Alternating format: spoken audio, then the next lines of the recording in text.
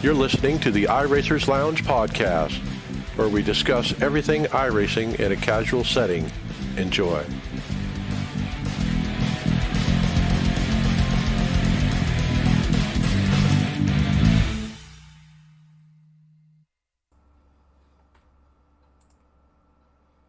Go. Welcome to the iRacers Lounge. I'm your host, Mike Ellis. iRacers Lounge is a podcast for the iRacer where we talk all things iRacing in a casual setting. Joining me are the usual characters, David Hall. Welcome back, Podfather. Hey, I'm happy to be back. Greg Ectus. Mike is strapped in and ready to go this week. My Josh Rogers impression here. I'm wearing my belts. And Tony Groves. Hey, good evening, gentlemen. Well, welcome. Well, today's show, it's the calm before the storm. Next week is the build week, and we're going to talk about all the content coming out. And there's a lot of stuff to go over, especially with the missed week or a different kind of show last week. So let's get into it. Also, don't forget that you can follow along on your PC or mobile device in real time as you listen to the show. You can see for yourself all the great topics and products that we discuss by visiting iRacersLounge.com and selecting the show notes. We do hope to see you there. Sim Coaches offers the realistic sim racing equipment you need to win more races online. It is designed for real racers, hydraulic pedals. Construction makes them feel just like the real thing. High quality construction, 100% leak proof, and lifetime warranty are the key features with these pedals, and they look absolutely amazing. Check out simcoaches.com and use the coupon code iRacersLounge to get 5% off your purchase. Simcoaches.com is your ticket to feel like you're actually sitting behind the wheel of a car. Drive harder and stay on the limit longer. And I saw $500 off for Black Friday on those. Yeah, I wonder if that's still available. Y'all should have all jumped on that. Let's jump on to topics instead. NASCAR practice and qualifying are returning in 2022. This doesn't necessarily directly affect iRacing, but it's still good to hear. So, what do you guys think? Did you hear that, Mike? You're required to practice now. Oh, is that what that means? Oh, yeah. Well, I'll tell you from a fantasy standpoint, this is really, really good news. Get you some info before the race? Yes. Heck yes. Especially, kind of early on with the new car coming. This at least sheds a little bit of light as to what we'll see going into the weekend. So, yeah, I'm happy. So I was thinking the iRacing angle on this is qualifying. They have a different format for qualifying. Does that mean that we are going to have a different format for qualifying for NIS or any kind of NASCAR oval racing? I hope not, Mike, just because it like the knockout style, unless they were able to do it, individually and still with the knockout, but other than that, I think it would just be silliness. I wouldn't mind seeing it for leagues and maybe hosts, but for official, when you're wanting to jump in and get your pickup race going, a knockout qualifying at a road course, man, you're going to be sitting there for 30 minutes before you start the race. Yeah, we've already been talking about this before. I mean, 8 minutes to 10 minutes was always too long for qualifying, and everybody was complaining about it. You can't add any more to that right now. iRacing, people in iRacing's attention span won't go any further, especially on the oval side, for more than 8 minutes. They won't like that. Well, we've done some of our own custom clothing, and here's the next option. Greg, have you checked this out? We have IBM Racewear. Yeah, I thought this was kind of cool. Like the image we have here is for the VRS. Kind of reminds me of I don't know. Do you get the kind of like a soccer uniform vibe from them? They kind of 100%. Yeah. It kind of just reminds me of that. I mean, you can get your own name on them and your name on the back with a number and stuff. I think it'd be cool, but it just seems like the design patterns are limited to looking like soccer stuff, but it's really cool that this is being offered. I like the gloves and the shoes and stuff that are being offered as well. Pretty cool stuff to get. The long sleeve shirts seem to be a little bit less away from the soccer pattern, but they all look still soccer-y for me for some reason. I just don't know why. You get your name on the back. I think that's pretty freaking cool. I mean, this is probably what they would wear, you know, if you got into one of those esports tournaments, right? Like you're sitting at the, you know, to represent your sponsor or whatever. It kind of reminds me of that. Right. So they have VRS branded. I really like the sim racing boots at 80 pounds. It has your name across the top, and you can put your car number down on the heel, and the logo is across the side, and it's got the same colors as the shirt. So you can have the boots, you can have the jersey, you can have the gloves. They have the long gloves or short gloves. Yeah, now that I'm using the pedal cam, I should get me some custom shoes, right? And it looks like you can also have your flag branding on it too from the country you're from. And so when you click at the top of their website, which we're looking at imbraceware.com, you can click on simwear or teamwear and see there's a lot of different offerings that they have. They kind of look, there's some like cool zip up jackets. I think this one team jacket looks actually made out of a different material. It kind of looks like a comfy jacket to wear. I think it's kind of gets away from the feel of those other things we were talking about. Actually, it's collections you click on, and then you'll see that VRS is one of the collections, but they also have Grid Finder sponsor. Whoa, Grid Finder. That's interesting that they've got in there. That'll be a nice, I guess, orange and black theme. Yep, they have a nice polo and a jersey over there for Grid Finder. We may have to send them our graphics. Well, that's what I was thinking, is maybe we can get involved in this and have our own merch. And this looks real like nice merch. Like you said, it's a real nice soccer jersey.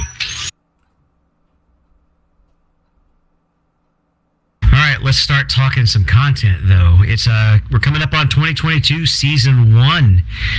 Next Tuesday, December 7th, the Season 1 release is coming out. The downtime begins at 8 a.m. That's 1300 GMT. And we got quite a bit of content coming out. Anthony, have you checked out Knock Hill Racing Circuit? No, I have not, actually. I looked at it. I looked at the post, and that's about as far as that went. Apparently, you know, I don't know if you read any of the tweets there, Tony. Everyone's wondering where this track must be one that they're preparing for rain, because I guess where it is, it's always wet. Go ahead. I was just gonna say, like, I had heard another little rumor about that deal. Because it's over in Europe, is it not? This one's over Scotland. Yeah, I was gonna say. So it's always wet and rainy and dreary there. They said it's not usually sunny at all in that area. Didn't we talk about 3 months or so ago that they still think rain's pretty far off? It was even I think it was even longer than that. It wasn't hashtag soon. Yeah. they haven't really, they've kind of tailed away from giving any more information on it. The only last thing we saw was when they presented the F1 car for Mercedes. They had the image of just a couple weeks before that. Didn't they have the image in the rain? And that's when we were finding out that the F1 car was coming because of the pull down screen. Yeah, and they could be picking this even if rain's still a whiles off, because not everything is short-term planning. They have some long-term plans, I'm sure. Now, the tweets that are in reply to this, I want to stop and just point out, you know, this one person has given us a nice little list of what to expect Tuesday. So we got Knock Hill, Sandown, the 87's Buick, the Brazilian stock cars, don't forget those, and then the F1 car. Well, there's also this next tweet, and I've got to toss this one to Greg because it has to have him excited. Woo-hoo-hoo, Watkins Glen. I love Watkins Glen, and it'll be great to have all that runoff area that they get to run off in the stock cars. I wonder what the track limits are going to be like at this track, because coming out of the carousel there, they run really wide, and I wonder if you're going to be allowed to use it in it. But I can't wait. Watkins Glen, I think, has got to be probably one of the oldest scans on this. It's been around forever. It hasn't been updated in a long, long time, if not originally. I suppose we need to token ask now every time. Is this going to be a retire the track situation or replace the track situation? Are they going to charge for it? Is it going to be free? And retiring the tracks may be the new normal. But if they do that, it means we don't have to buy Watkins Glen again. We already have it. In that scenario, it would be free, is what you're saying. Right. So, and we've already beat that horse for sure, almost as many times as the mountain. I just hope we end up with two different versions of it. I'm not sure I like what happened with Phoenix. I'd rather them just retire the old one, but still have it there for leagues and whatever, for hosted. Yeah, but we drove on that Phoenix, and it's not that different. It feels a lot the same. It's not as drastic of a difference as some of the legacy tracks that are, say, actually 15-year-old scans. I know, but you get somebody like Scott Bolster who's trying to do a specific year league or something, and he's, why not do it is the question. Well, because we already have a legacy Phoenix. Well, and I think the other problem is too, like, even if here at Watkins Glen, the thing that changes at Watkins Glen is they get rid of the sand traps, and they pave the grass. There's no layout changes to Watkins Glen. It's just basically upgrading the outside of the track. There's nothing really to the inside that's changed. The racing surface is the same, but it's just older. So now it's just on a newer build now, which is nicer. I also recall that we might get Indy redone and Atlanta.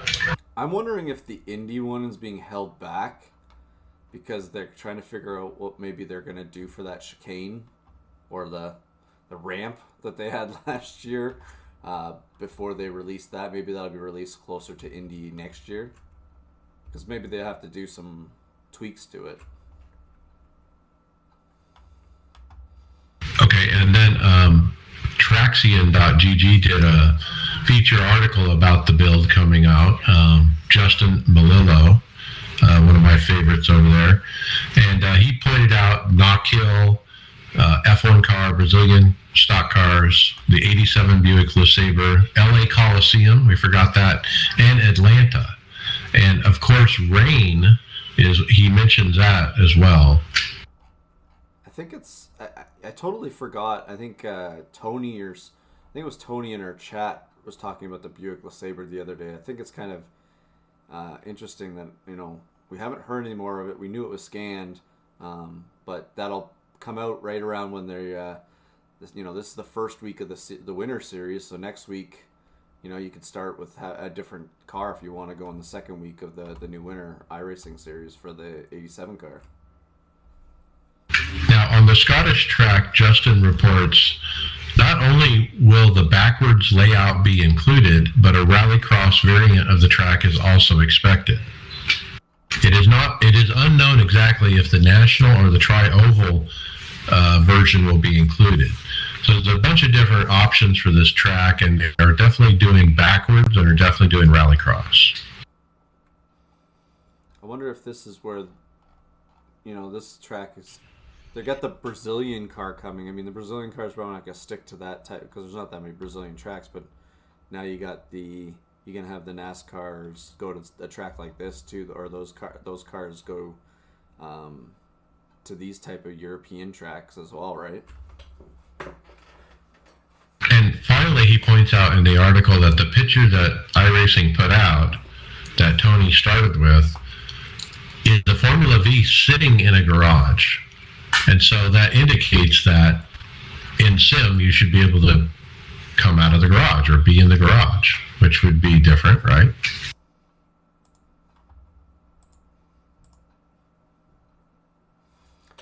I'm wondering if they're, taking a page out of the NASCAR 21 Ignite game where they, maybe they saw that because you can drive around the garage area in that game. I wonder if, maybe they're making that area as an area somewhere down the road is where you can practice from. You come out of the garage, maybe. I don't know. Maybe it's just something they're thinking of doing. Well, instead of spawning from pit box, maybe you spawn from the garage. So that doesn't excite me. That means it just takes you longer to get back on the track every time you reset. I think it's an unnecessary thing. I agree with what you're saying there, David. It's just we want to get out on the track and practice, not fool around in the garage area. Now, I would be okay with them just leaving that open so you can drive under there and play later, instead of always blocking all the infield off. It'd be good for opportunities for maybe some more, like a screen when you're doing screenshots and pictures and stuff like that, right? Mm-hmm. It'd be cool if they actually had the victory lane at Bristol or though at Indy is the one that raises up, right, and they lift the car up. Yeah. All right, so. Well, that's the content. Let's move on to the Mooncar 24.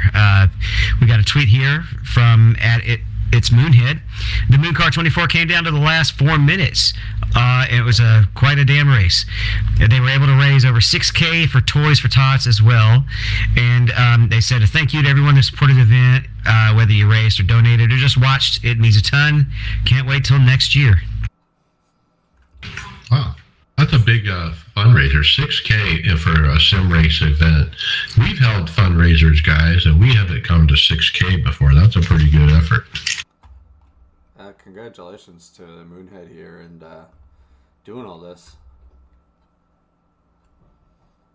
Yeah, definitely honorable mention for sure to Moonhead. And I didn't even know this was happening until I saw it after it happened. But cool. Well, I know the other Tony likes to use the AI, but we've got this next item that grows. If you could tell us about this known AI or known issue with the AIs. Yeah, it's a bug, I guess, affecting the use of AI seasons. So if a user creates and races in an AI season session, they will currently have to wait for the entire race to complete. AI cars to pit and exit the sim before results will be generated for that session. If they don't wait for these results to be generated, the AI season will not advance to the next race. So, but iRacing is aware of it, and they are working on a solution to this problem. That would suck if you set to full length. Yep. Especially if it's like an IMSA season and the first race is the 24. Could you imagine running an AI 24-hour race? Oh, my God. Oh, Lord. You got to let it run out, make sure they park, and then... Go to bed. Wait, come back tomorrow after work. Hopefully they'll be done.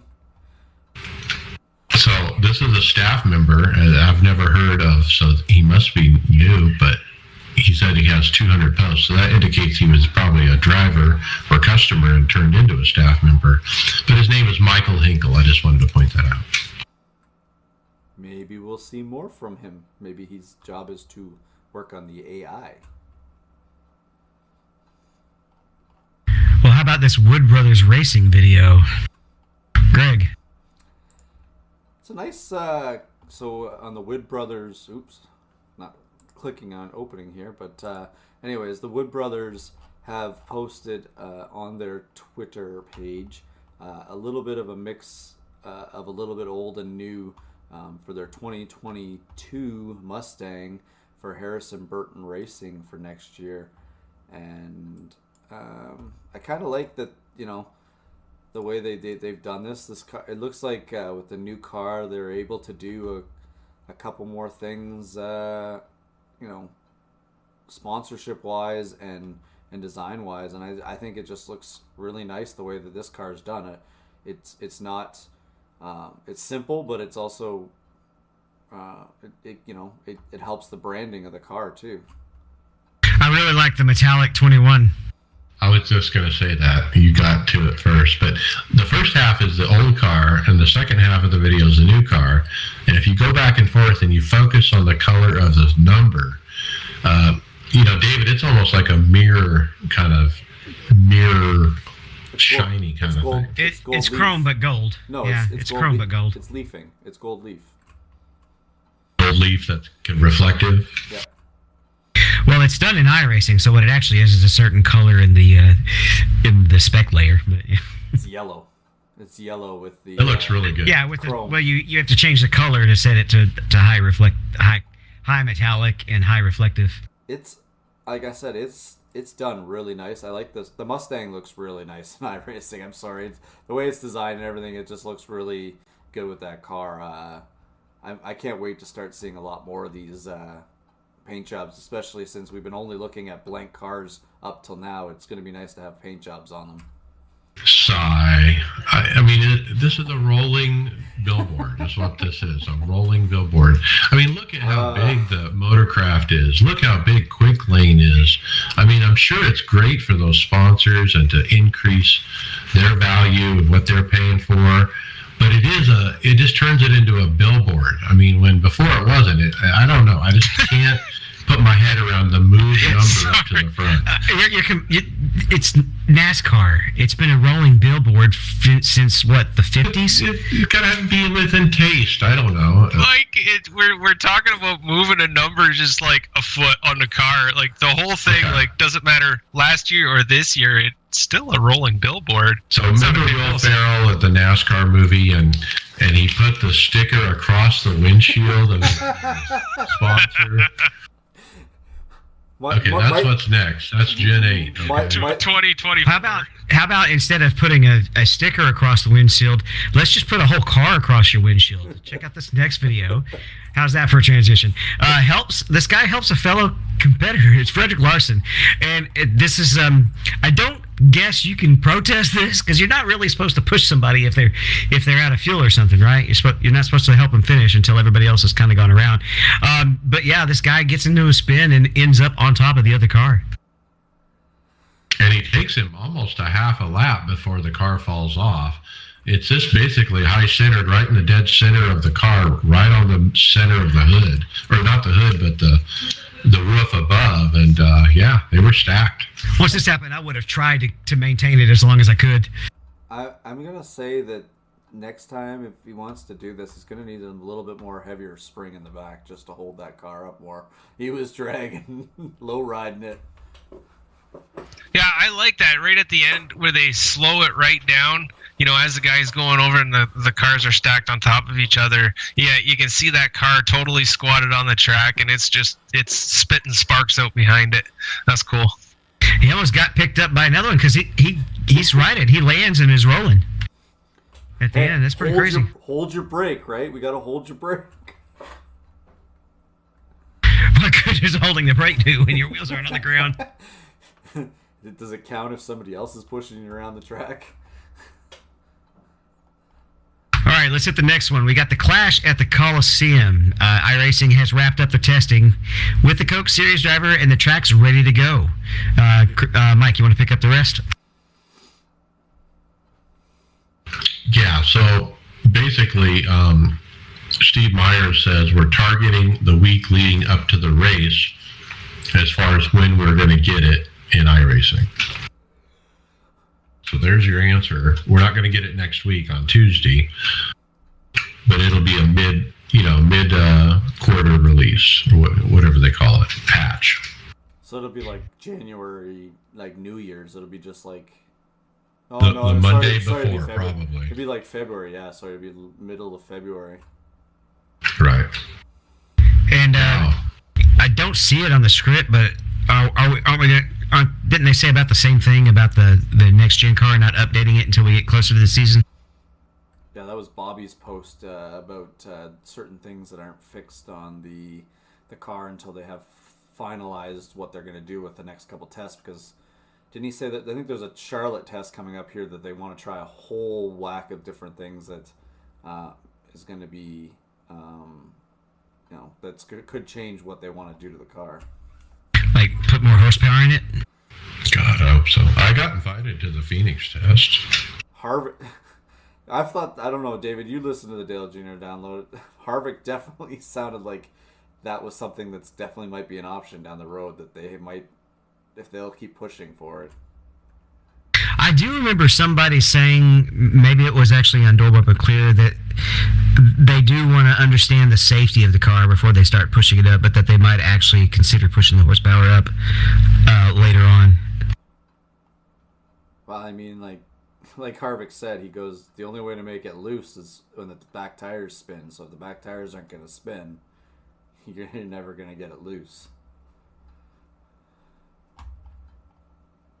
Yeah, and he said what they're having to do is actually make it. They're having to really, I think, tighten it up, Loosen it up. or they're having to loosen it up. They're having to go pretty extreme one way or the other just to get it to handle. And then, no, I think they said that they were having to tighten it up because it's getting really tight as they go, but it's snapping. Yeah, it's fine by itself. It's when it's with another car. Okay. I was going to say, Mike, you got to be excited about this one. Yeah, this is a nice tool, and I'm going to use this for the show. It's a dev tracker for the forums, and dev meaning anybody who's employed by iRacing as a staff member are basically caught in this filter, and he presents on a different website the results of that. And so you can go to this website and basically see anything that iRacing staff post. So it's a great source for me to get ideas for stories and stuff to present on the podcast, but for other people who want to be informed as well. And so this gentleman put up his post on the forums about his dev tracker, and I'll open that now. And his name is Cedric Gibrat, and that's probably the easiest way to find this is search the forums for that name. He calls it DevTrack IR, all one word. You could search that as well. But when you go to the link that he has for this website and bookmark it, every time you go there, you're going to see the most recent posts from staff members. It's easy to go back in time and see the ones that happened previously as well. It's very easy to read and visually nice on the eyes, way better than the actual forums themselves. And so if iRacing was concerned about forums, this is a great format they should take and run with. Now, that'll be definitely helpful. We haven't had any problem racking up the content, but this will make it a little bit easier for you to just have it all laid out before we hunt it down for you. Lots of times I'm not getting our content from the forums, less and less as we go through. Like once or twice a week, it seems like now at times. But before, like a year or 2 years ago, we were consistently getting our stuff off the forums. But the people are not using them like we used to, and I think it's because they changed the way the forums look. But you also still have to hit. They still have the old one posted, and they still have the old private messenger system working. So it's just it's actually an extra click to get there if you want to use the new forms. Well, I think the old forms to the new forms is like when you move the number forward and make more billboards out of the cars. I mean, it's nobody wants change, and when you change it, it takes a while to get used to it. All the oldies don't want to get used to the new stuff. Kids these days. Well, Anthony, how much longer do we have on the Black Friday sale? Ooh, time's running out. You got to the end of the week. It ends on the 4th, right? Yes. Through the 4th. Through the 4th. Okay, so tomorrow, Friday. That's it. Well, that's Saturday. So today's Thursday. Okay. Yeah, 2 more days. All right. Thank you. Thank you for holding my hand. Well, let's try Saturday. Let's do this on Saturday. So get her in. Yeah, I got mine. Lisa got hers. We're good for another year. I'm sure you guys re-upped. I have to, because mine, when I logged in right now, it just says I'm expired. So obviously, yeah, I did it mine went out year. last week. Yeah, mine went out on like Wednesday, right before Thanksgiving. Yeah, and I have more than a year ahead, so I didn't need to. For anybody listening, and they don't already know, this is the sale of the year. Like, this is the biggest sale. They used to do a summer one. That hasn't happened for a couple of years now. So if you ain't getting it now, you're going to be paying more for it. So get her done. The reason they're not doing that other sale, wasn't it because people were buying the credits? It was the credit sale when they were buying the credits to buy memberships? Wasn't it? And that's the reason they were combining the discounts. They were using credits and then turning around and using the credits on the Black Friday scale. Yeah, that's what I remember.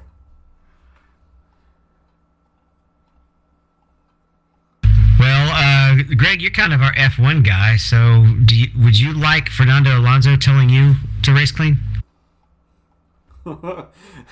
Fernando Alonso is one of the most outspoken F1 drivers, so if he's saying it in the race, he's telling you how it is.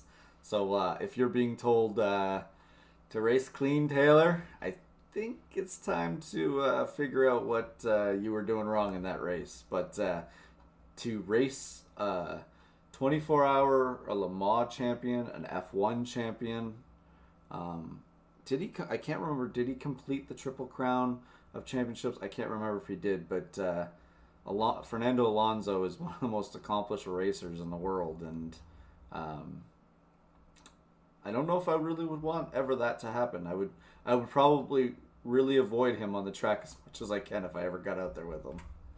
This is actually an iRacing official Instagram post too, so they made sure to hide the last name. So it's a screenshot of iRacing, the chat. And in the chat, you can see Fernando Alonso, at all teams, and he writes, Taylor, WTF, race clean, man. I was going to say, do you think Nem got a thing from him just because he's used it in all team instead of private? Maybe Nem will be involved? Nah, that's not a big deal. You won't get anything for that. That's mild. I was thinking, would it be cool to have Fernando Alonso as a guest steward? You mean like he could be the new Nim Cross, or he could join Nim's team like this, once a month for a few hours? And he in F1 they use guest stewards, so why not do it? When the F1 car comes out, maybe if there's anything in the F1 car that needs to be, because they love to give penalties for every single thing. Apparently in F1 you can't race each other, you just have to be penalized and the stewards decide everything. But it would be interesting to see if he could become a steward and look at some of those incidents. Well, on the service, it's kind of the opposite. Unless you're doing like league racing, or you do something like intentional wrecking, or getting really foul with the language, or joining unsafely, or something that kind of abuses the system. They when it comes to any kind of accident that's just kind of slightly over aggressive driving, they're not going to say a thing about it.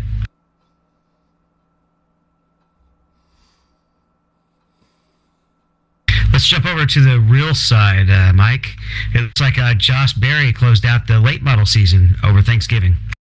Yeah, Josh Berry showed us what he's worth in the Xfinity this year when he got a few starts, and he went late model racing, back to his bread and butter, and of course wins that Thanksgiving Classic Triumph in the iRacing colors. And so he's got iRacing logo across his chest.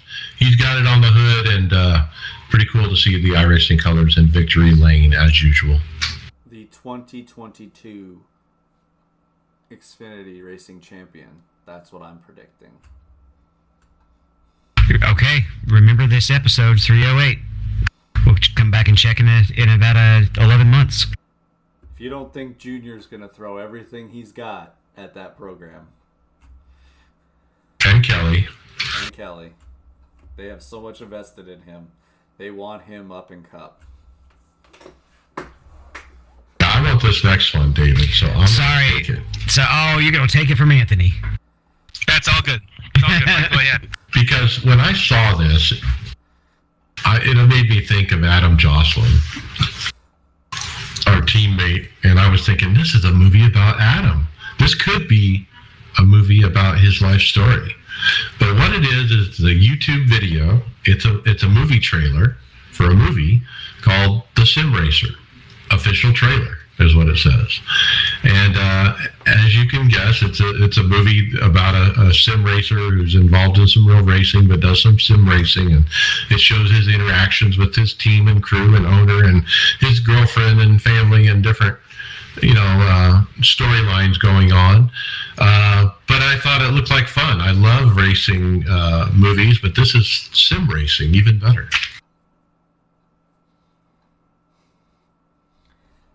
Don't know why I thought Adam, though. I was thinking it looked like him, maybe. I'm still, if it needed a little bit more working out, right, David? Now that Adam's doing it, a little bit more workout scenes for Adam, the way he says he's working out. He's just a novice. He's still got a lot to learn. Did anybody else? Is this like? I'm still trying to figure out and feel. Is it a spoof or is it actually? Is it just making fun? It was confusing because I mean, is it taken from an actual racing movie? Then they just clipped in the iRacing? I don't think any of that is actually from another movie. Those were actually, those actors in the trailer were legit decently skilled actors. So it looked like it came from a real movie, but then they cut in the iRacing clips. I think it's a hack job because the person who put the video out only has one video, and this is it, called Chromehorn Media. They only have 32 subscribers. So I don't think it's a proper movie. How many views is it at? Well, it's about to go up. 12,000 views in 2 days. I mean, that's not bad. That's pretty good, even for a little spoof trailer. If it's like, it got me. I'm like, I mean, it's done really well. You're trying to find, is there a story there? Is it legit? At the end, there's, the title slide, as they call it, the Sim Racer, and it says follow on Twitter, Facebook, Instagram at the Sim Racer Film. I'll go check that. Yeah, I really, like you said, I'm pretty sure that this is off of some film that has the iRacing clips replacing the actual race footage. Well, as I was watching through it, I was not sure really what I was looking at. Kind of like what you guys are just discussing there, right? Like, is it just, ripped from like a B-type racing movie? Or did these guys actually, put these clips together and just added the iRacing in behind it? I don't think it goes much past a trailer. Either way, like, any which way you look at it, it was entertaining. I watched it and I really enjoyed it, even if it's just all complete bullshit. Well, it did exactly what it was supposed to do. It made us talk about it, right? 100%. Well done. So I found them on Facebook. They have 125 followers. They have a website, thesimracermovie.com. Ooh, this looks, and so the same videos there. Are we wrong? Are they actually trying to make a movie? I mean, this is a real website. They have merch. They have shirts. Wow, pretty cool. They got a shirt that says Arca Brakes.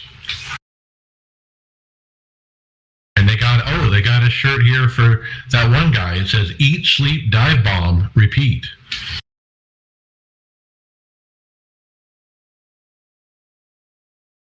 I guess we'll find out. So we just go ahead, Anthony. I mean, if this is legit, we need to be getting a hold of somebody, and we need to be talking to them about this because it's kind of cool. Wait, yeah, we need cameos. What are you talking about? That's right. Let's get them on our show. He got into sim racing because of his favorite podcast. I'm telling you, I mean, this could be the story of Adam Jocelyn. Well, we got a couple more news stories to hit. This first one is a video that's comparing the 919 versus the 922 Cup car from the Porsche side of things. Did you get this one to watch, Mike?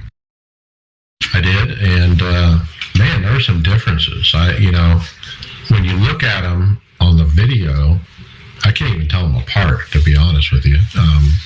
Welcome to Porsche from 1970 to about now. But according to Bu Albert, they couldn't drive more differently.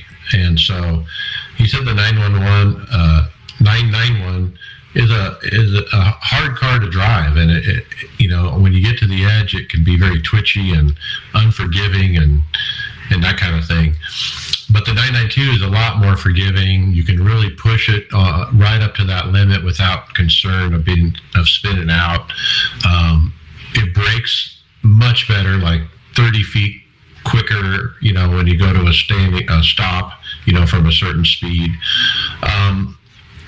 But he kind of seemed like he liked the old car better, even though the new car, seemed to drive better in certain situations and be better in those kind of things.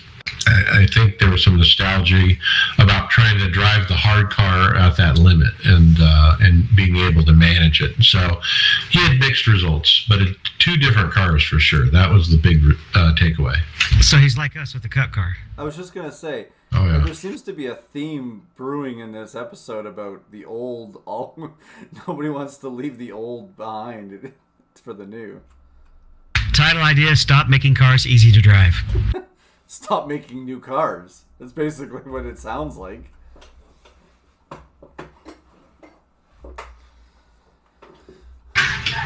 Okay, events. We want to mention Fast Track Truck League.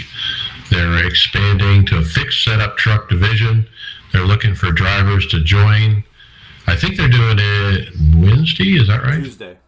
Tuesdays. I think it's moving to Wednesday when they actually do the series, but the recruiting right now is Tuesdays. Yeah, they're recruiting. They're staying out of the way of Winter Series right now. Which is Wednesday. And then we've been running Monday nights Fast Track Cup recruitment races and hosted, and that's been fun. We'll talk about that a little bit later. Is that what we're calling it now? Because I don't remember having fun this week. I did. I was actually really fast longer, and we'll get into it later. So that leads us up actually to the housekeeping, Mike. Yeah, don't forget the Aftermath podcast. We got the Dual podcast last week where the second half was over on the Aftermath. So if you want the full picture, you got to be listening and subscribe to both feeds. And so check those guys out. Don't forget our notes at iRacersLounge.com. And we are on the Performance Motorsports Network. All right, obviously no fantasy this year, or at this time of the year. We're jumping into hardware now, and we've got another Formula wheel. This one looks pretty advanced. It's the Rexing Formula wheel by iRacers. This thing really gives me F1 car vibes. Like, it's the amount of dials and buttons and everything. It gives me like a Mercedes type dash vibe to it. I always giggle a little when I see the steering wheels that have a dash on them, knowing I'm in VR. But yeah, there's definitely a lot of buttons. The button configuration is not that far from a Ferrari shape. That's how the Ferrari buttons are lined. It kind of in that shape, right? The two swooping curves. And so the website is rexing.eu. And I go there and click on this particular unit, which is coming soon. They got a lot of details about it. I think what I like about it is the RGB LEDs around the display. There are 17 of them. They're configurable in the Sim Dash. This gives it a little bit different look than the standard F1 wheel with a screen. It does have 6 pedals or paddles on the back. All right, so you're going to be able to do the dual clutch. Probably something handy if you're driving a hybrid and you want to use your finger for a boost key. You can do it that way. Pretty handy. Price €1,280 plus VAT. That's on the high side, but it looks good for a high-end rim. When I clicked on it to buy it, it says €1,600. So, yeah. I really like the Gomez Sim Industry ones, and they're comparable in price to these. But this is another great choice. I mean, there's a lot of good high-end wheels to pick. Cube controls. All right, it looks like Barry got to pick up another cockpit review. He's looked at the R-Seat P1 from R-Seat.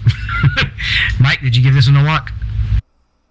I did, and this is a tubular cockpit, at least the part that holds up the wheel base, and it is solid. I mean, it's a real thick tubular, and they have a bright green paint on it as well. But I think because it's so thick and heavy, and it's mounted to a steel base similar to 80/20, but it's not 80/20. But the tubular is just strong, and he puts a big old semi-cube wheel on it, and there's just no flex. So, I mean, this is a good solution if you want a no flex rig, but I still think you're better off in a 80/20 situation because it's just more configurable and more adjustable, and with these tubes you really can't do much with them.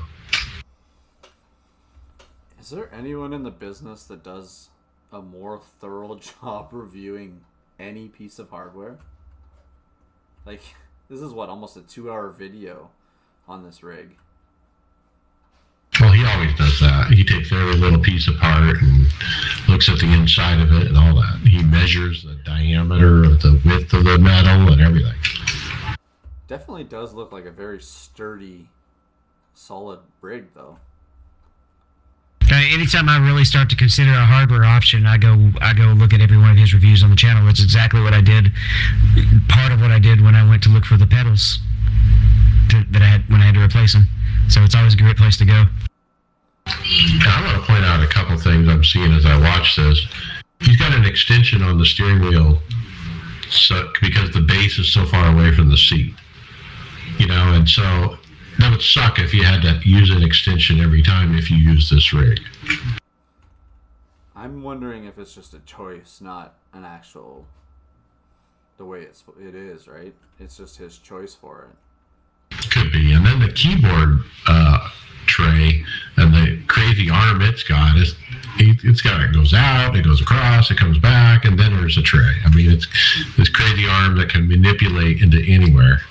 So I kind of like the keyboard tray. It's kind of like a mic boom. It can do whatever you right. want it to.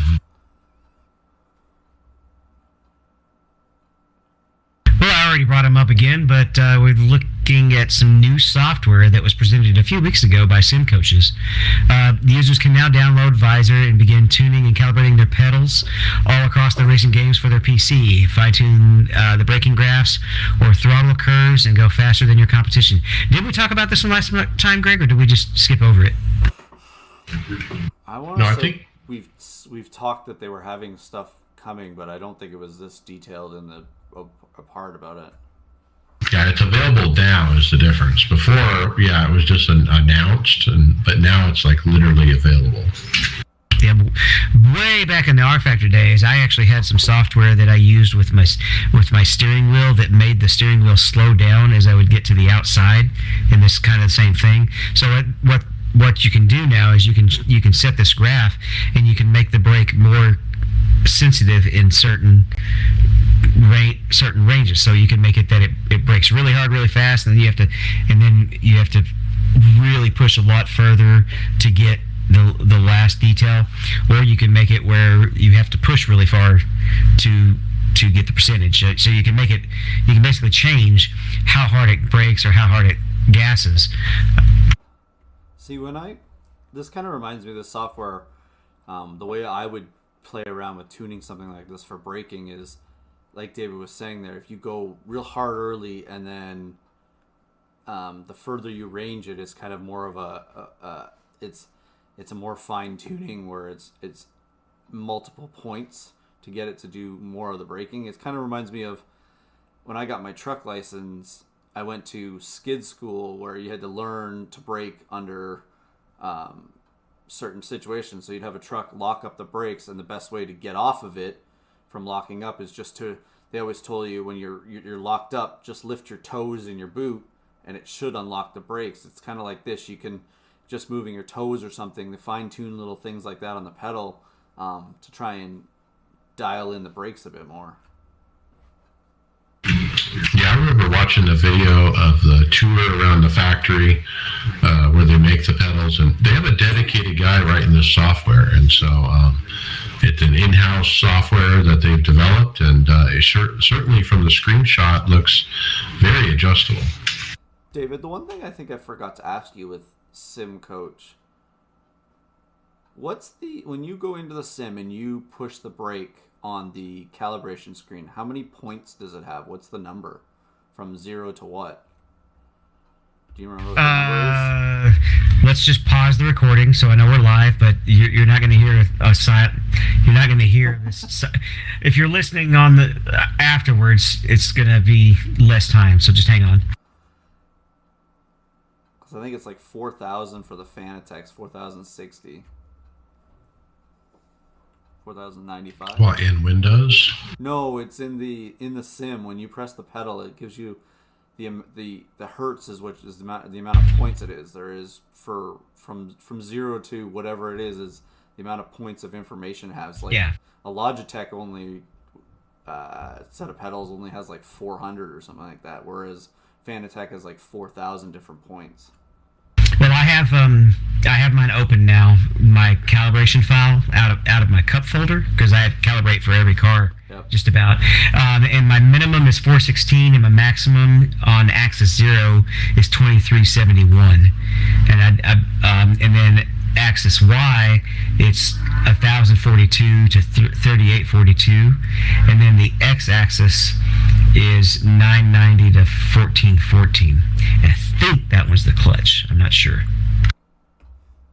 Yeah, it's okay. So it's got about the same range as the Fanatec's.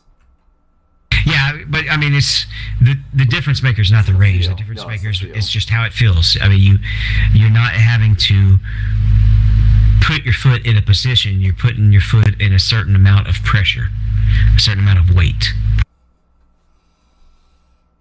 I look forward to seeing some reviews on this software down the road here, though.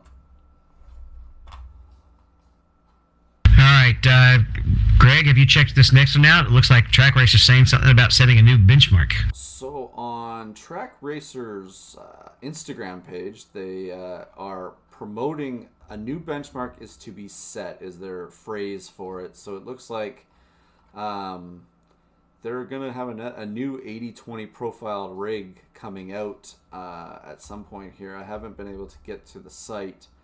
I thought it was kind of interesting. Alpine F1 team is in the hashtag here for this thing. Do they have a sponsorship with the Alpine? They do. Yeah, they're the official partner for Alpine F1. I looked at the website. It's not for sale yet, this one. I'll be interested to see, because that'll be another 80/20 rig being, in the marketplace, right? Yeah, and it looks to be like the TR160 replacement, like the upgrade from the TR160, based on what I see.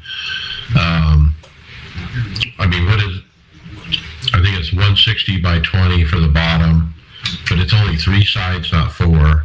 The pedal tray looks very much like SimLab pedal tray. The same with the uprights, too, to be honest, and the mount. I mean, for the most part, 80/20s go the same way. It's just the branding, they kind of just change it.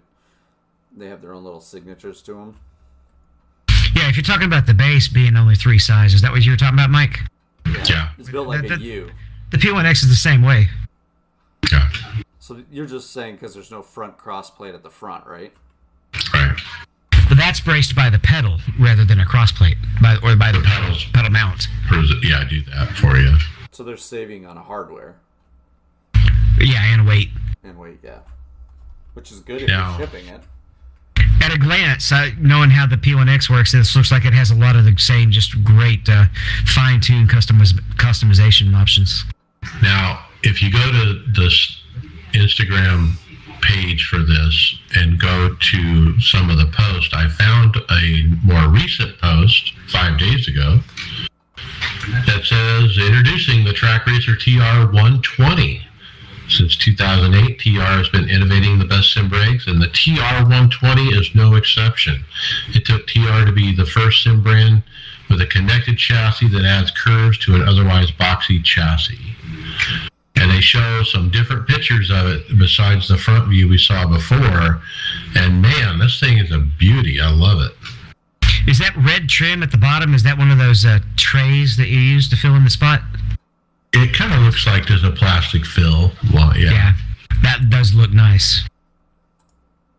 But notice how if you look at the sides of it, it doesn't go straight from back to front. When it gets to the seat, it goes out wider. There's an angle piece there around the feet area, and the seat area is wider than where the wheel is, if that makes sense.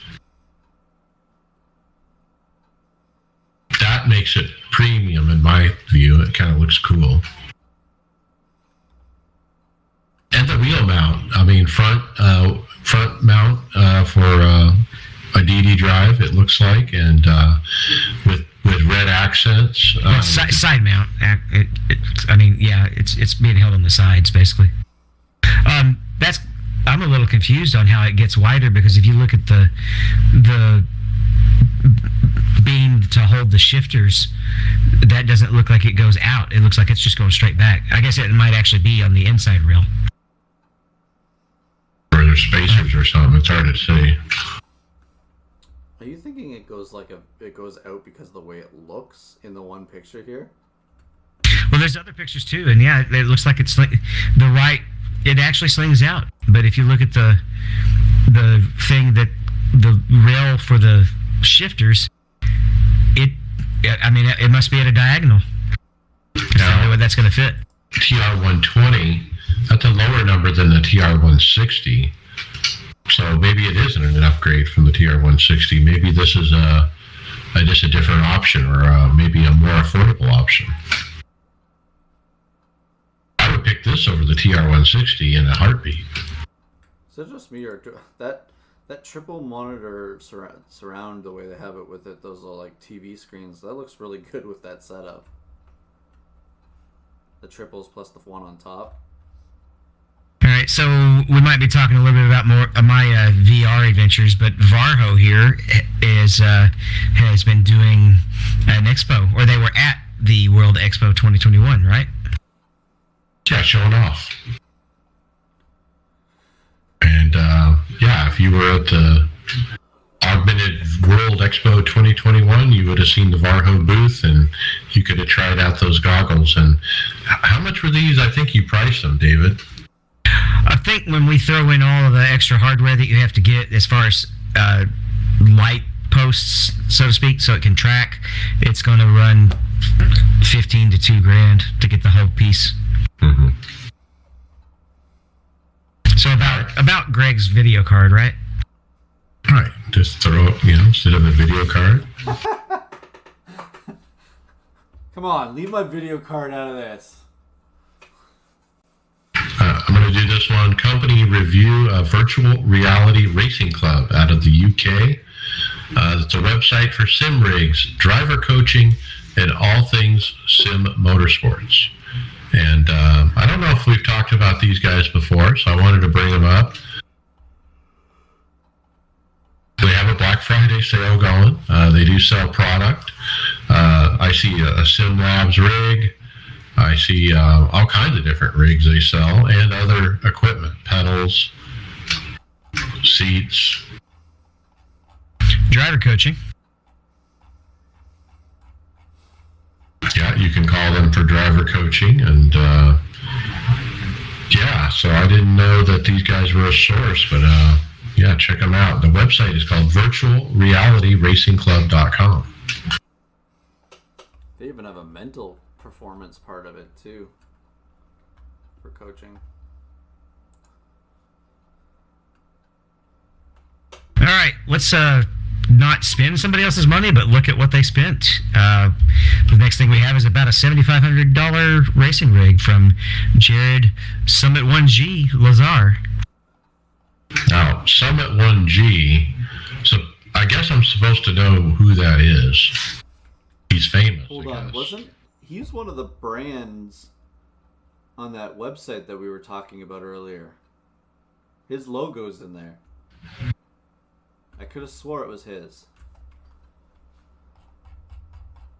Okay, so when I Google his Summit 1G. It says he is Jared Lazar, commonly known as Summit 1G, is an American Twitch streamer and retired competitive Counter-Strike Global Offensive player from Colorado Springs, who formerly played for professional esports teams A51 and Mythic. So he's an esports guy who is getting into sim racing for the first time. Never mind. Now- I had the wrong logo. Sorry. What really kind of makes my head want to explode on this is look at all the money he spent on all the rigging, and then he has a Logitech G920 for the wheel. So this post shows off his $7,500 rig build.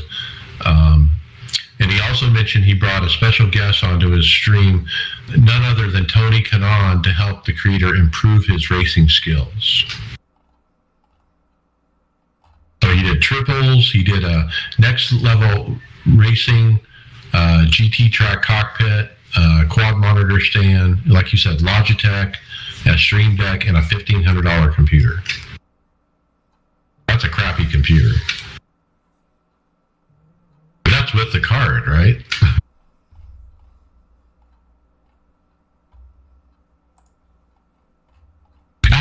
I think it's funny to see that much money and only 300 of it be in the wheel and pedals. A $1,500 racing PC is nothing. Like that's like almost like an office PC almost nowadays.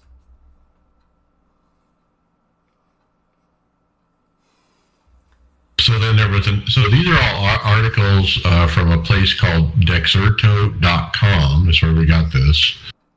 And the next article talked about how Tony Kanaan helped him out. He said, we're going to lead you to our settings and you'll tell us whether you like it or not. You'll end up having your own personal settings as far as, how to set up the car and the sim itself. Now, one of these posts here says that he's dominating in iRacing. Already? Oh, this one, the last one said he's challenged none other than Formula One star Lando Norris to an iRacing showdown on Twitch. Lando's a pretty big Twitch streamer, right? On his spare time, he's pretty busy on Twitch.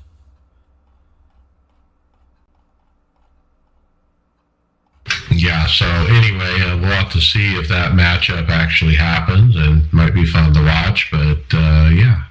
Yeah, his road iRating is up there, but it's not alien level. He's a 2100. He hasn't turned an oval lap. I'm an alien? You're an alien? No, the aliens are up in the 4K, 5K range on road.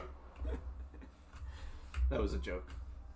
Now, if you have more than one wheel, this app might be for you.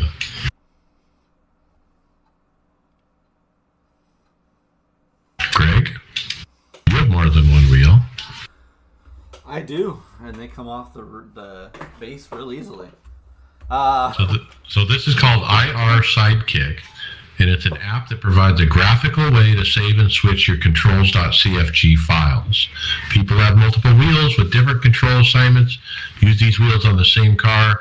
Either have to reassign controls or save these files and move them around, which is clunky and tedious. I don't entirely agree with copying a couple of text files being that clunky and tedious. I don't know what this is saving because I just put my rim on and switched to the settings for road or oval on my rims, which is saving the base. I've got my two rims. I've got the Porsche oval rim that I use for oval, and I've got the F1 rim. Okay, there's a totally different set of buttons that apply to get to do the same things. Like my shift when I'm shifting in my Cup car, I'm shifting with the Fanatec shifter. When I'm shifting on a road car, I'm using the paddles. Yeah, so those are different. That's why you use save. That's why you save the button. You hit the corner button, save Uh-huh. as a separate car. Yeah, and but what you can do is when you do that, there's a text file or a .cfg file or joystick, and that's saved, and you can copy that into the other folders. I mean, it's just not that tedious. You just copy a file with, like, say, if I've got the Cup car set up the way I wanted to, I reset it up when I redid my button boxes, and then when we got the next gen car, I just copied that file into the next gen folder, and boom, I had all the buttons set up the same way, because my Cup cars are set up differently than the Ferrari, which is the default. So basically what you're saying is, say I got comfortable, like for me when I had to reinstall everything and everything reset, I make my one road car settings, and I can take that and use this and put it for a bunch of them, so that I don't have to, each time I go into that new car, I gotta reconfigure it type thing. Yeah. Well, it's a graphical way for you to do the same thing as copying and pasting a file with Windows Explorer. Okay. So when you look at the app, the left side shows a list of which cars, and you highlight, and then on the right side, it shows you your different wheels and that you pick on. So it's very graphical and visual. But yeah, it's called IR Sidekick. Search that in the forums.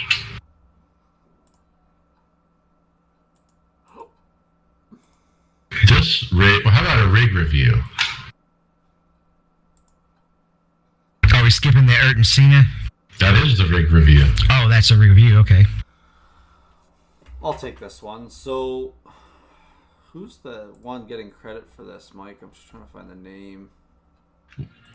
Well, the YouTube channel is called FinSim Racing. So, FinSim Racing has created a video of him creating the old McLaren Marlboro McLaren, the old red and white car that Ayrton Senna drove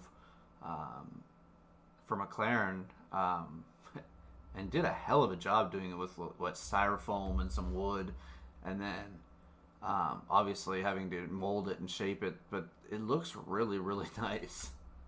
It looks like it's actually the actual carbon fiber, right, or whatever kind of body you would have on the race car. Very it's got that gloss, yeah. I'm trying to figure out if it's a crime though, where he's sitting in the car without it painted yet and everything, but with Jacques Villeneuve's helmet on, because that's the helmet that he's got on the one screen here, where it looks like he's just showing it. Kind of reminds me of a spacecraft from Star Trek. Those little spacecrafts that they get off the Enterprise from. But anyways, so it's kind of like the monocoque part that surrounds the driver. You know, behind the driver, behind the seat, it's cut off. I mean, so there's no back half of the car. Now it has casters on it. Could you take it up to Mount Washington and soapbox derby it down to the bottom? This is basically what was left of Roman Grosjean's car after he hit that wall. And what's neat about the video is it really shows the craftsmanship of him molding this by hand. You know, it's not clay by any means. It's a bunch of different kinds of materials, but it gives me the feeling of molding by clay, the way it kind of comes together and ends up looking at the end. I'm sorry, but he has an awesome computer case that he's taken the outside and designed. Like, looks like it's wrapped. It looks like the cigarette Marlboros. It's like a Marlboro cigarette pack. Yeah. I like it. It looks good. I'm not a fan of smoking, but the attention to detail is awesome. And it's nice to see at the end there he does have Senna's helmet. Well done. It's a very well done rig.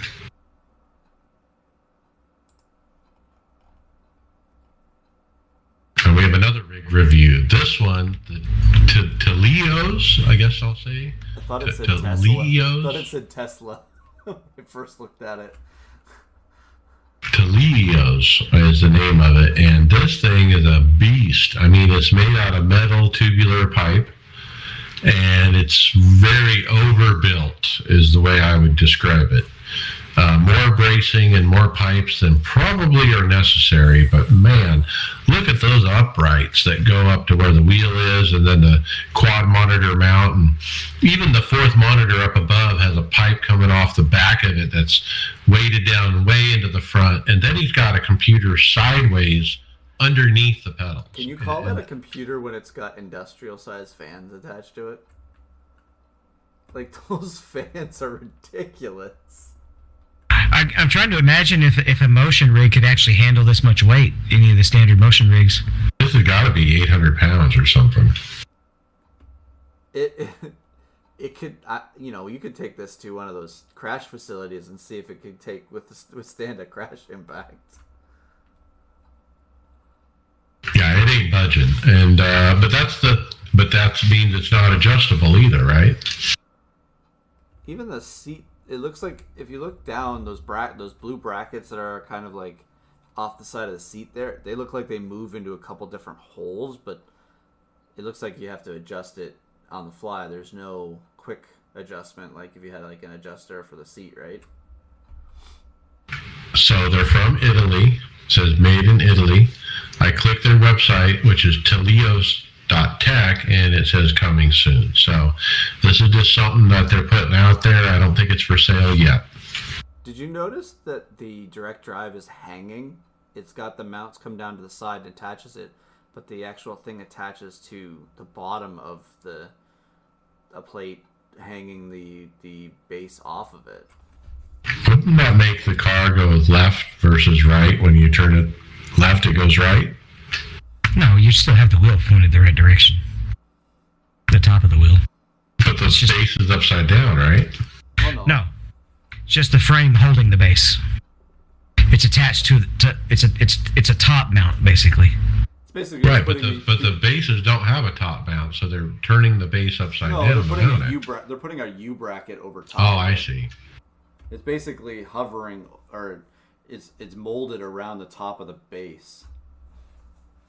Now, we've seen this company before, and they're the ones that have this shield that surrounds the triples. If you look at their previous post, the one right before this one, you'll see that rig that has a surround cone kind of look to it across the front, and that's what they're known for. So this is a departure. This is all metal, and they don't have the dome or the covers like before. When you go with something like this, man, it's got the function too, but you're kind of paying for the look as well, huh? It's a beast. I mean, this looks industrial. Like you could put this in a commercial location, like at a video arcade or something, and kids wouldn't be able to break it. Well, the next thing we have is our guys at Boosted Media have studied or done a review on Acetec Sim Sports Invicta hydraulic sim racing pedals. I kind of glanced through real quick, and if you just listen to a little bit of the discussion, I think they like them. Based on the price point. I kind of like the design of these wheels. It feels like these ones have a little bit of like a long throw to them with the way that they mount it.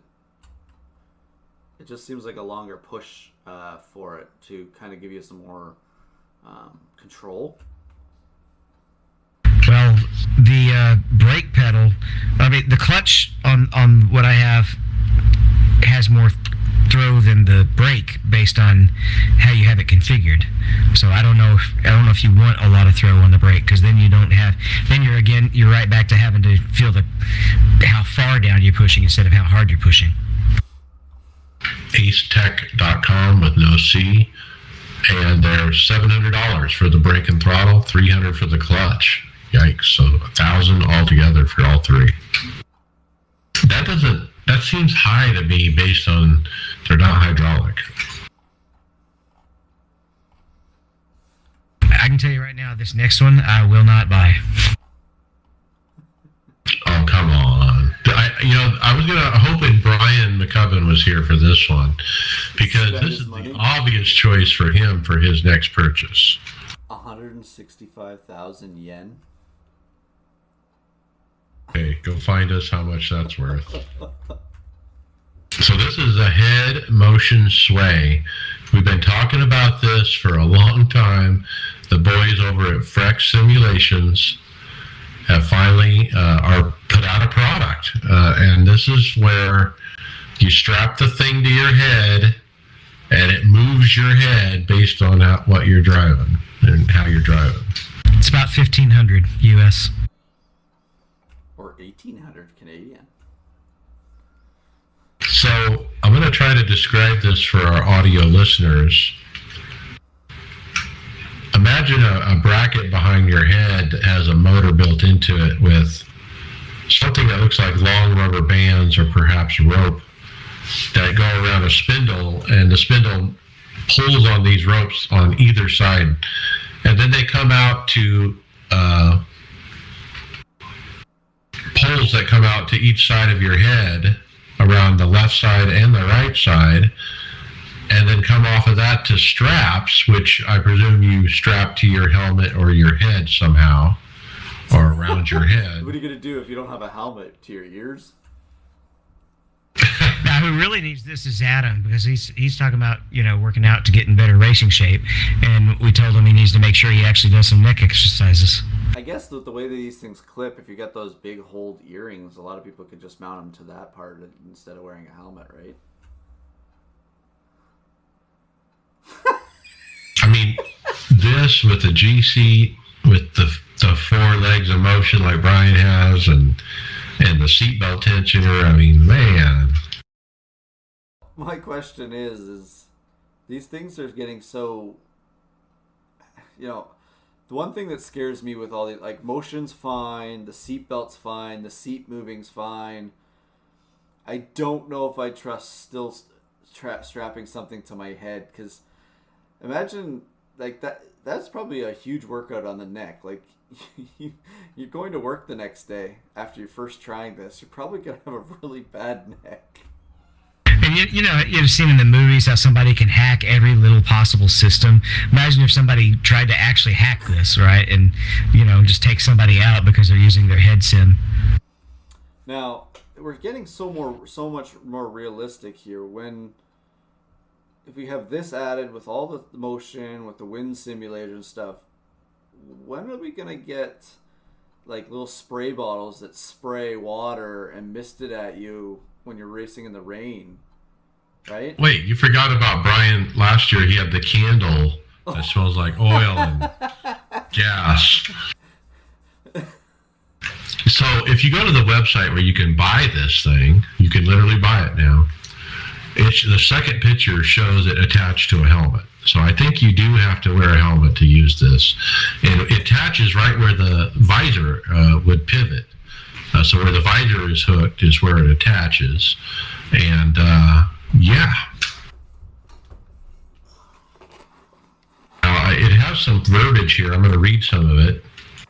You can feel the lateral G-force according to your simulation software. Head weight is approximately 10% of body weight, meaning pulling sideways 21 kilograms for 8 seconds while going through turn 8 of the Turkish Grand Prix. 3.5 G corner if you have 60 kilograms of body weight. Can you imagine using this? Should I just get my daughters to grab some elastic bands and they can just, while I'm racing, pull from side to side? Well, just imagine using this at Bristol. So helmet not included, but there is a head harness included. So you don't have to use the helmet. Those black straps there, Greg, you wrap those around your head, around your forehead.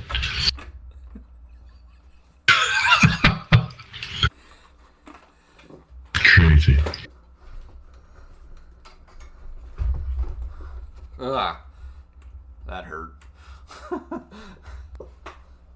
Next one's kind of a quick hit. We've got the CSL steering wheel from BMW. It's a unique one that also comes with the BMW branding on it. Pretty good. This looks more like the Xbox layout as far as where the buttons are, right? Something more like your Xbox type wheel. And it's running €140. Yeah. It's just that layout right there that Greg's showing on the video. Yeah, €140 available for pre-order. So spend your money wisely and just get the BMW sticker, and it'll be cheaper if you just have one of those other ones because it'll be the exact same rim. Well, how much was that rim for you when you got that one? That one came with the base, but I think it's only $99.99 if I remember correctly. Yeah. But I mean, you know, it's a nice basic rim. I mean, it's always I use that rim for rallying because it's nice, quick, tight turns. You can turn the wheel real quickly with it. It's not a big diameter rim.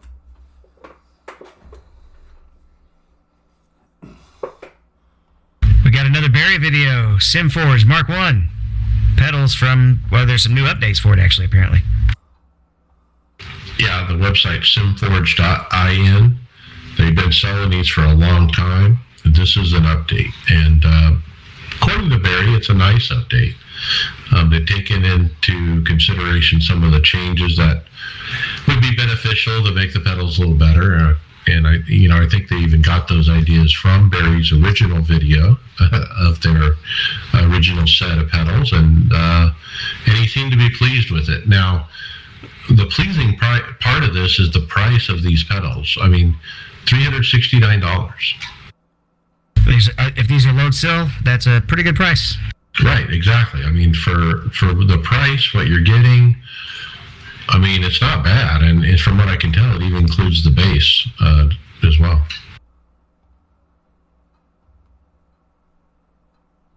But they've been around a while. I don't know of a lot of people that have them, but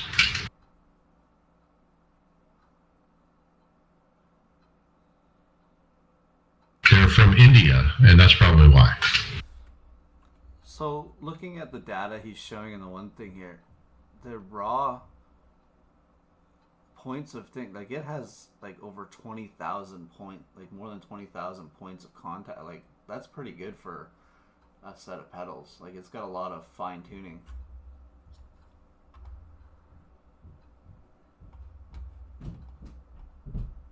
Yeah, pretty high resolution there. Yep. Okay, have we talked about this before? Or I don't remember ever covering this one, but I've heard something along the lines. Chris Hay posted a video on his YouTube channel reviewing the new Fanatec CSL load cell kit. So I guess this is an upgrade for just the CSL pedals? Yeah, the cheap entry-level CSL pedals are pretty cheap looking from what I look, from my perspective. But according to Chris A, this is a must-have if you're going to get these pedals. You have to get this load cell kit to go with it, or you're just wasting your time. It's an interesting little update that they have to their base set of pedal configurations, right? Just more options, right?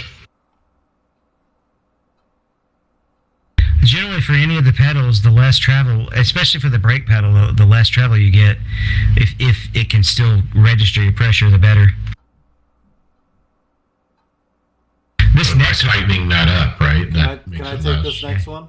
Sure, but I'm interested in it. When I think of this thing, I think of Chris Sales too. This would be something he'd purchase. But so it's called the Sim Shaker Jet Pad. So Sergio Shop in Russia is a Russian company that offers a sim shaking jet pad, a haptic feedback with 8 vibrating motors placed throughout the pad. So it's 8 mini transducers here at the Green X. You can literally feel every slide from every angle. It's $320 shipped from Russia. It can arrive in apparently 3 weeks. It's a USB no sound card required. Kind of an interesting thing. It kind of just reminds you of like a heating pad for a seat type thing, and then it's got all these moving transducers, I guess, in it. It'd be interesting to see if there'll be any reviews on these at some point, because it's definitely a different thing if you want to add a cheaper alternative to a bass shaker, I guess, would you call it? Like another option of a bass shaker? It's more expensive than a bass shaker, yeah, but it's 8 bass shakers directly on your back. It's not as expensive as the G seat, and where it's going to be lacking is the G seat can basically simulate a continuous pressure, especially if you have the belts as well. So it's an order of magnitude cheaper than a G seat. It's tempting for me because one of the biggest things that kept me from pulling the trigger on the G seat is that I love my current seat. It's just so comfortable already. But this looks tempting right here. You could lay this on your seat and sit on it. So they have 3 different configurations too. So they have one that's kind of got the a normal padded seat that just looks like a top of a seat. There's a toilet seat. I would call it like a toilet seat cutout. That's for the belts, like I have. You have the belts coming up through the crotch, so you have the cutout there. Yeah, and then the last one's kind of just more of like a rectangle square type pad. It's maybe if you have more of a lengthier seat and don't have one that has wider hips for the bolsters, I guess. I think the last one is specifically for the probably a little bit more for the Formula seat, I'm guessing. That's probably a good call on that one. Now, I think I found this in a closed Facebook group. The commenters that provided the link swear by these, and that quote you read, Greg, was one of those comments, but he said that they race with them all the time. They also play Call of Duty with them and different things like that. So pretty cool. I think it would be effective because you're literally sitting on the transducers, and I just think it would be super effective. I wonder what this would work for. Like, I play like games like Farm Simulator or Snow Runner where you're off-roading or bouncing around. I wonder if this would work with that as well.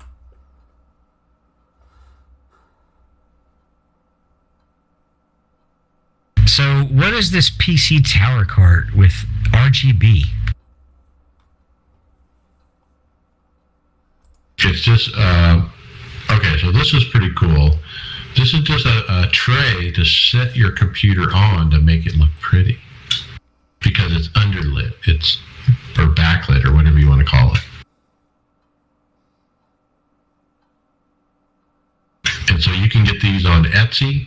The seller is Ridge, and it's a matte white PC tower cart, he calls it. It's got RGB colors, $108. So it's LEDs that will you can choose the color it looks like, light it up. Probably even some programmables in there.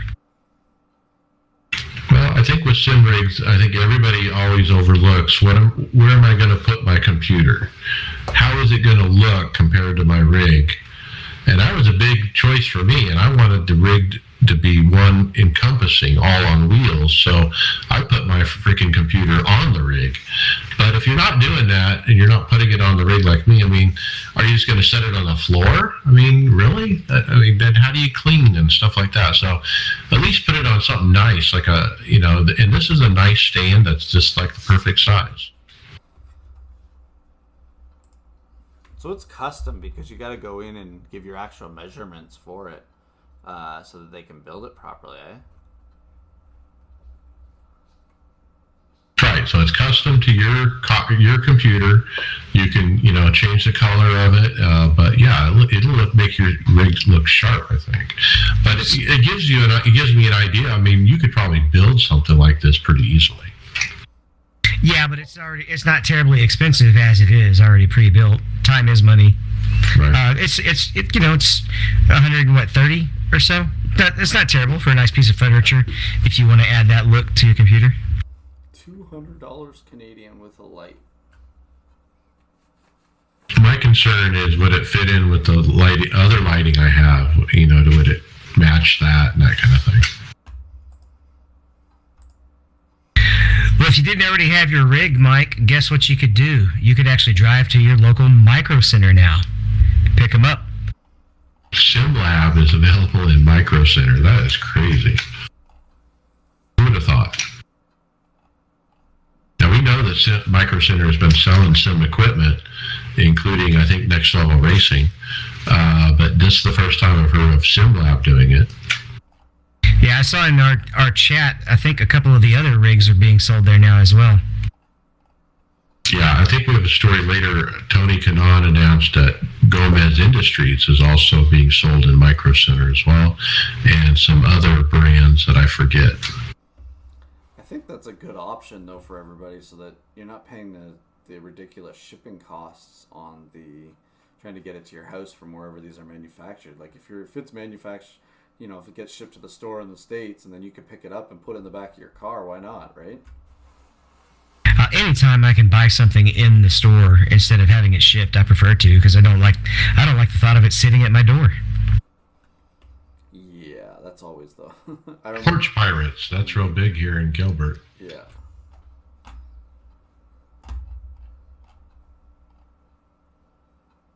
Just get a look at this button box here, Greg. Yeah, so One Speed, I guess they're calling it 1-3 is the company. 1-3 Speed is a circle track button box. So it's it offers a Gen 1 button box signature edition. They feature a glare resistant faceplate and a complete signature button layout. So there are 22 functional button boxes are built with oval track racers in mind to help them quickly and easily manage their in-car adjustments as well as their pit stop strategies with one push of a button. Selling for $229, I guess that's American, I would guess. Yeah. And they look really nice. It's basically, when you're looking at it, it looks like they're using like a gray background, textured back type. Brush metal. Yeah, brush metal, I guess. Yeah, with their logo. They've got an engine start button, 2 buttons on the outside of that one. Then they've started labeling a lot of this. It's always nice. It's nice and labeled. I mean, Tony's not here to give us those are nice labels. how well it's labeled, but he can let us know when he sees it sometime. But it's got a nice big button for pit in. You got your front tires, other tires, more buttons. You got fuel up and down. You got your repairs, pit out, in-car adjustments. It's really well thought out for the oval racer. So a couple things. If you're selling button boxes, show us a picture of the back of it so we can figure out how to mount it. I mean, I'm not going to buy a button box that I don't know how to mount. Now, you have a button box, don't you, Mike? I do. Did you have to drill out the back of yours, or did it have something to mount to it? It had a 100 by 100 millimeter Visa pattern, 4 poles centered. So the one that I bought had nothing. It was a flat back. So basically, I just took the front plate off, put some screws through, or some bolts through it, and then put nuts through my rig to hold it to the rig. But it's such a pain when you don't know what you're getting for mounting it. Yeah, I was keen on looking at the back of it before I bought it, and I paid a good price for this from ignitioncontrols.com, and I can't recommend it enough. It's been a great button box. The other complaint on this one that we're looking at is their logo. I don't want to see their logo on my button box. I mean, and it's big and loud and proud, and maybe if the logo was a little bit more subdued and small, and I don't mind them having a brand, but it's too big. Their big old logos going across a third of this box. Too much. It's kind of a waste of space. Yeah, it's too much.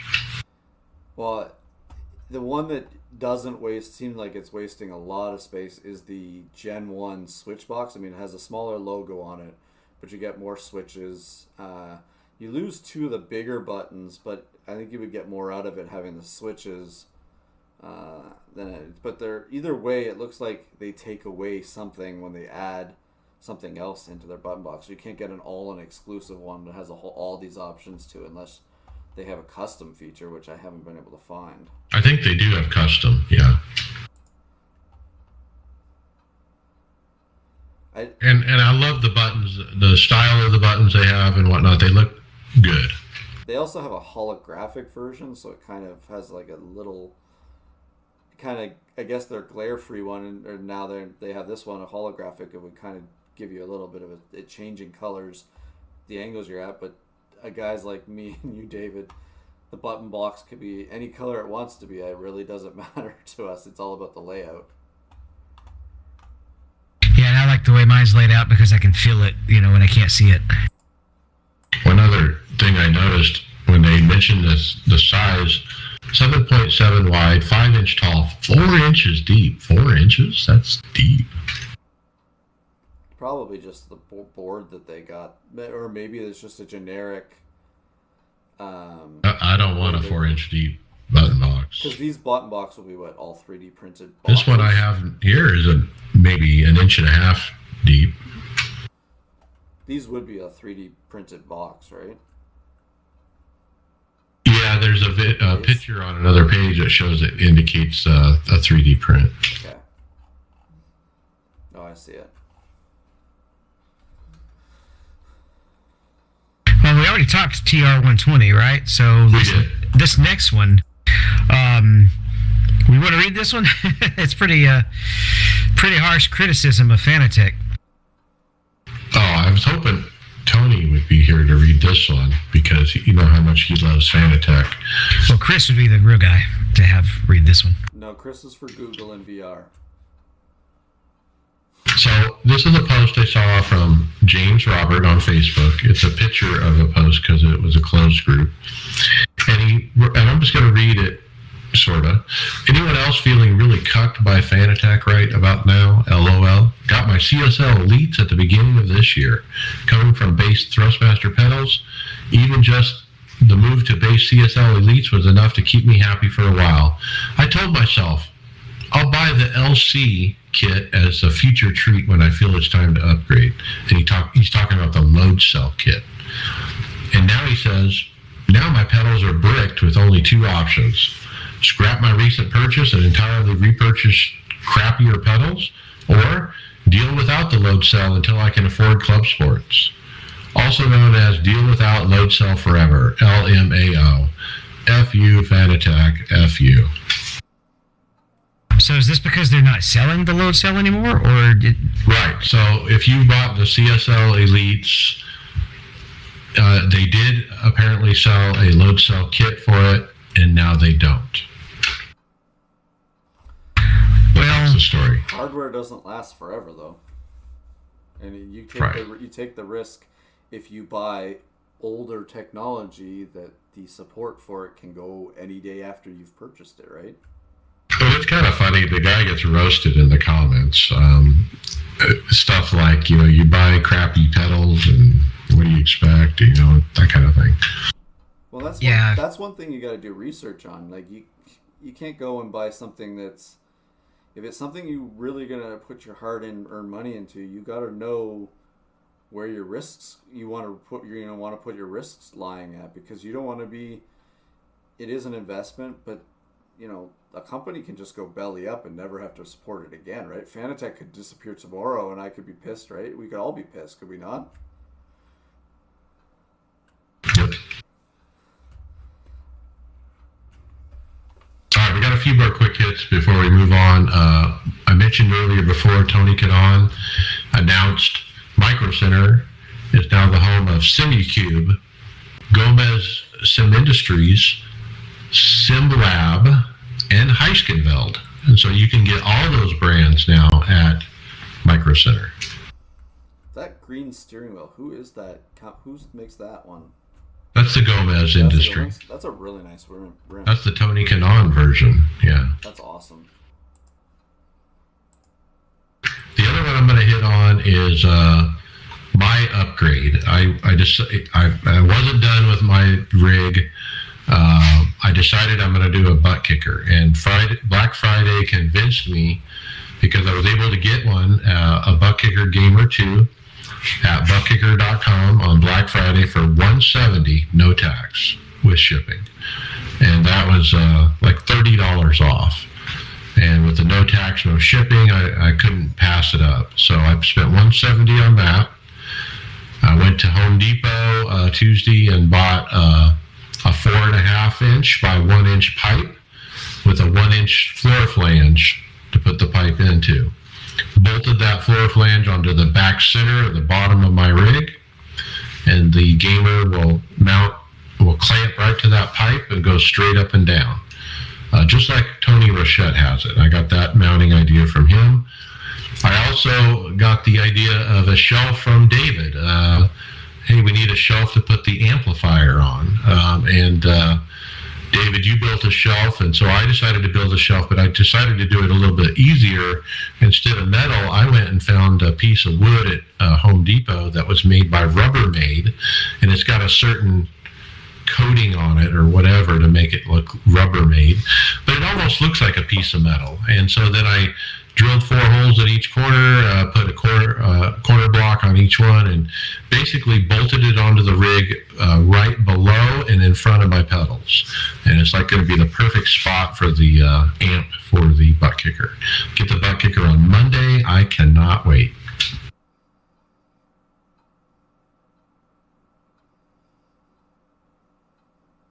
All right, and with that, we're going to jump to results. NIS, well, it's off season. Daytona 500 next. I did have in official racing 4 wins at Road Atlanta. I've just been having fun with the PDS racing. One of them, I tried to get Greg to race with me, and then he backed out on me on Friday night, and I was the only LMP to register. I let him have the win then. All right, let's talk league racing. The Fast Track Sim Racing League recruitment race was Monday and hosted David P3. Yeah, as usual, I didn't qualify well, but I had really good long speed this time. Everybody would really like to run the high line here, but once the tires got worn, if you were taking care of them, I could just pick people off one at a time by apexing really good down low and getting around them. Made it up to 3rd position. And on a note, I had one guy on one of the restarts. He tried to dive us. This is one of the recruit guys, so hopefully he learns. If you take somebody 3 wide and you drive in so deep that you can't stay low without braking when you're in the gas zone, contact might happen, because basically on that one, what happened, I didn't end up dumping him, and I didn't even really mean to hit him, but I've already made my apex and I'm back on the gas, but he realizes I'm about to undercut him, and he gets off the gas when we're in the acceleration zone. If you do that, contact will happen. I don't even remember how I ran. Do you remember? I think both you and Greg had bad days. I wrecked out. I side drafted somebody into netcode. And that was it for me. Yeah, if I didn't write down the results, that means I walked away pretty unhappy.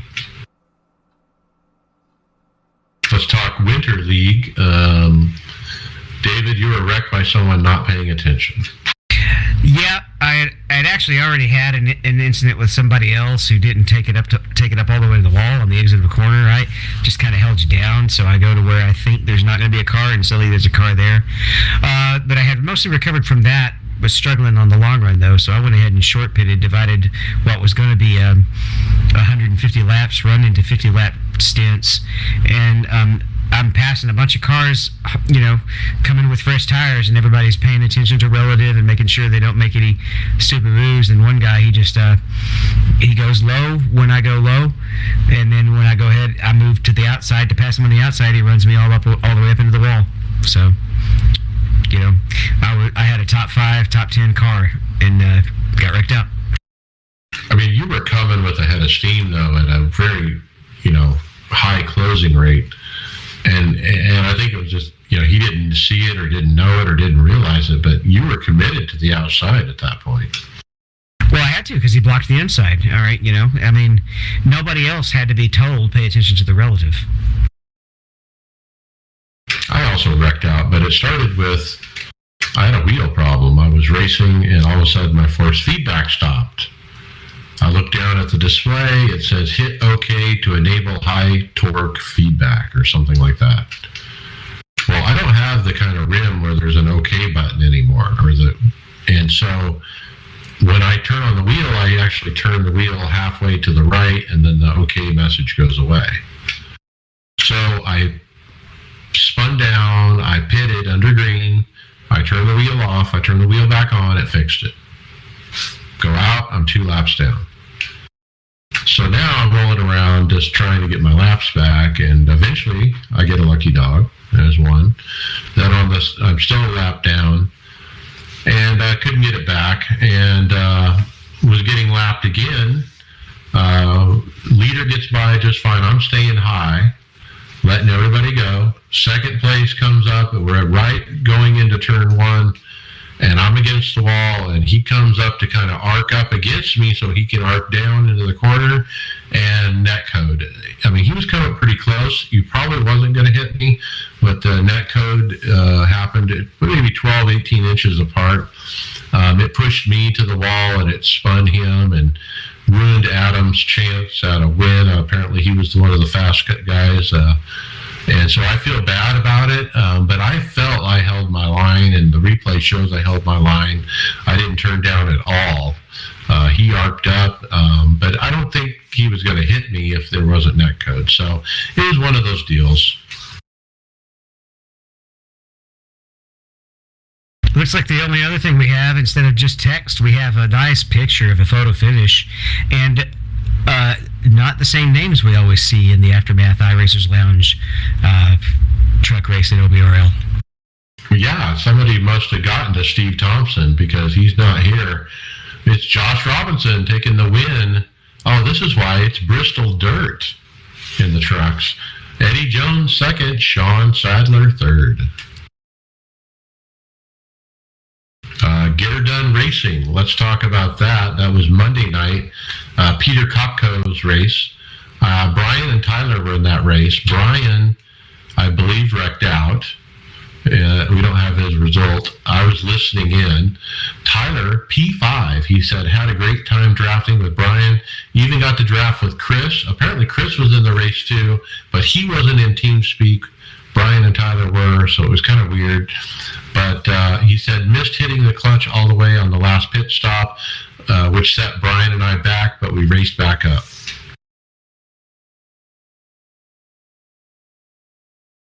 All right, let's get into final thoughts. David Hall. Well, I bought a power supply to try to figure out if that's what's causing my USB tracking issues. And first time I booted up with it, it seemed to be working great. I got in and just tested some racing last night after installing it. It all ran good. I set it down and then went and played some Civ 5 or no Civ 6, which I play when I'm not racing.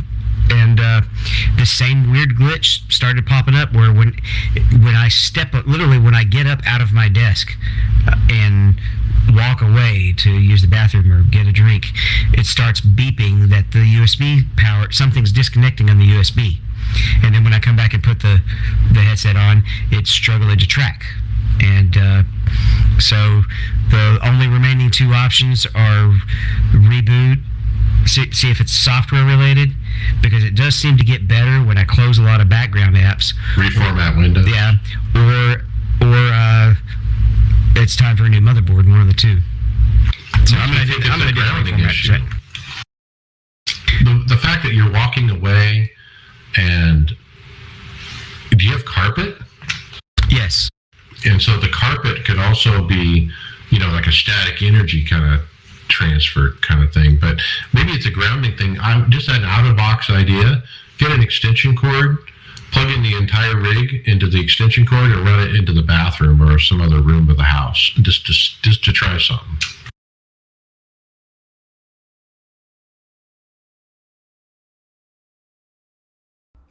No, it's on the desk. It's on a marble desk. Look up grounding and stuff like that. There's got to be because the fact that you're walking away from it is causing it. It's either like a loose wire or a grounding thing. Yeah, it's kind of weird. I mean, it could even just be a timing out thing too, right? Like, it just could be lots of stuff. Right? Yeah, sometimes it doesn't it also doesn't happen instantly when I walk away. It's just it tends to only happen once I walk away. But sometimes it can be a delay. That cable just could be plain wore out. You've just used it up. The cable to the headset. It's too bad that you don't, if anything, live near somebody that has a VR headset that you could just try the for troubleshooting. Just to try it, right? Well, yeah, or just see if I would see how the reverb would actually run. Yeah, the Because that. Can you even get one right now? I don't think you can you? I don't know. Okay, Greg Hector's final thoughts. I'm looking forward to tomorrow night. I don't know if you guys are going to race with me, but I'm looking forward to running the 87 car for the first winter race of the year. Enjoying that. I can't wait to run that series this whole off season. I hope it spurts more racing with that car too later on in next year. But it'd be interesting to see how those races go. I didn't even see what the participation was on Wednesday in the other Open. I saw a post from Tyler Hudson from staff. He skipped the Winter League to run the 87 NIS, and he showed a screenshot of his tire wear after a long run, and it was pretty low. So he wasn't too proud of the tire wear. So watch your tires. Yeah, I think I'll run that. That sounds like I don't have anything to run Friday, so yeah, we'll probably run that. Well, we know you're good with tires too, right? Yeah, I'll be perfect in that situation. Well, you're really good at doing the math at the minimums amount of time per tire, so that's probably when you're going to have to pit. You mean Siri's really good at it? Yeah, I'm asking Siri to do math. Which is great when you're just, you're driving, you need some quick fuel calculations. You just, hey, Siri. All right, my final thoughts, the butt kicker. Man, I thought I was just going to be okay without it. Like, I wanted my stationary cockpit. I wanted everything rock solid. I wanted it to look a certain way, and I accomplished that. But hearing my team talk about butt kicker and what it does for the experience and the cues that it gives you on tire slippage and different things like that, I just can't resist. And I just think it's going to work out well. The cockpit is very solid, and so by having this connected like right below my butt, it's going to be a kick in the butt, literally. So can't wait to try it, and I'll let you guys know what I think next week. With that, we'll see you on the track later.